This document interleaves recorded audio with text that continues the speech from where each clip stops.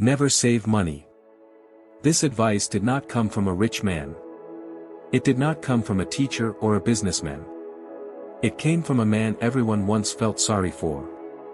And this is why his words stayed with me. In a small village surrounded by dry fields and narrow roads, there lived a middle-aged man whom people quietly judged. He was not cruel. He was not irresponsible. He was simply worn down by life. Every morning, while others left their homes with lunch boxes and purpose, he sat outside his small house on an old wooden chair. The chair creaked when he moved. He stared at the road that led to the town, as if something might return to him from that direction.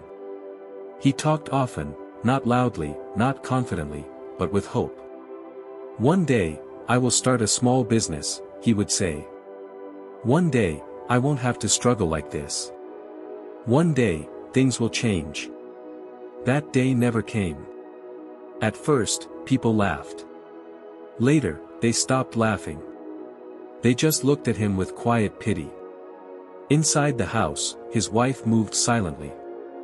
She woke early, swept the floor, boiled water, and cooked with whatever little food was left. She no longer argued. Life had taught her that words do not fill empty plates. One evening, their child stood near the kitchen shelf and asked softly, "Is there anything to eat?" The cupboard was empty. The man looked at the floor. His chest tightened. He understood something painful that night: dreams could not be eaten. Plans could not stop hunger. Sleep did not come to him that night. The next morning, carrying shame heavier than his body, he went to the fields to work as a daily laborer. The work was cruel. The sun burned his skin. The soil was hard. His back bent lower each day. His hands cracked and bled. By evening, his legs shook as he walked home. His wife served a small meal, simple, quiet, insufficient. The child asked, "What did you earn today?" He looked at the few notes in his hand and said, "It's not much, but it's something." But the money never stayed. Rent took it. Food took it. Medicine took it. Week after week, the same story repeated. Money arrived tired and left quickly. The roof still leaked when it rained. Hunger stayed. One afternoon, while buying essentials at the village shop, he overheard a group of men talking loudly. "The secret is saving," one said. "If you save money, you are safe." Those words stayed with him. That night, he found an old metal container and hid it under the bed. From that day, he began saving whatever he could. A coin. Sometimes two. Sometimes nothing. The sound of coins dropping inside gave him comfort. It felt like progress. It felt like control. One day, the child discovered the container. "What is this?" the child asked.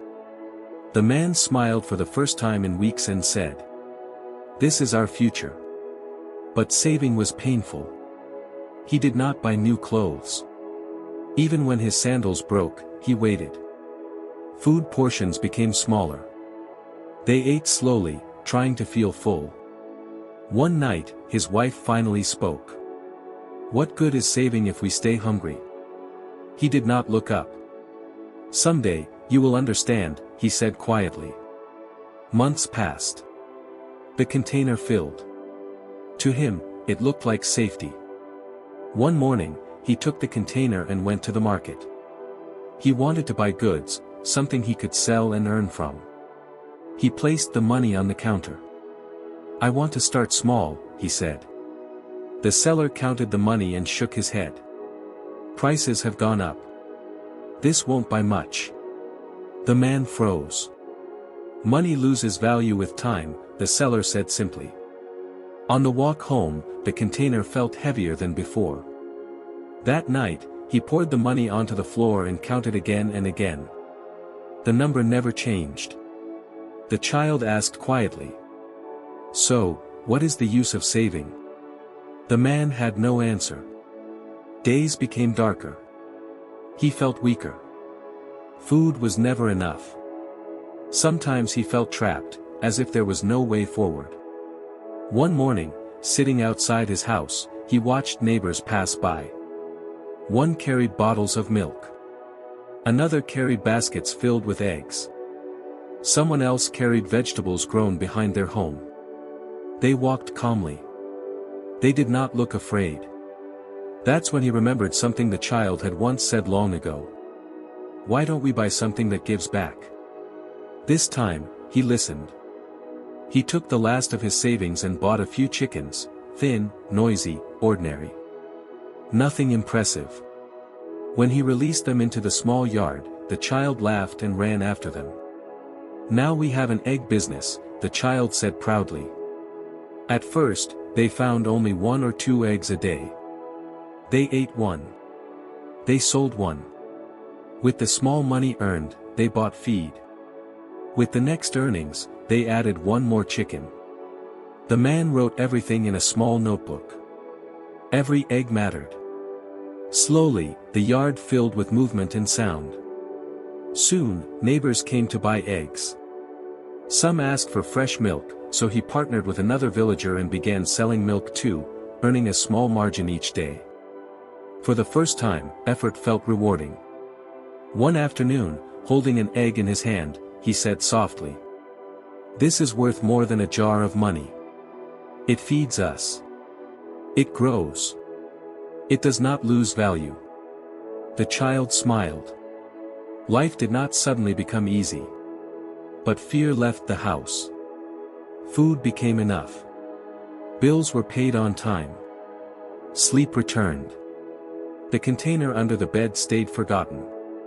When people asked him about saving money, he pointed to his chickens and milk bottles and said, "Saving money is like holding water in your hands. It always slips away." Then he added, "Make it work. Even if you start small." And that is how a man once judged as useless learned the greatest truth of his life. Never save money. Make it grow. If we see in our life, many of us are not poor because we don't work hard. We are poor because we only hold money, we never teach it to work. We save coins with pain, hide them with hope, and protect them with fear. But time slowly eats their value. Prices rise. Needs grow. Life moves on. Just like the man in this story, we believe saving alone will save us. But saving only keeps us standing. It does not help us move forward. Real change begins when money is given purpose.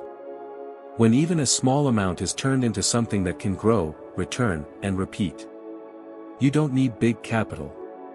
You don't need perfect conditions. You only need the courage to start small and think differently.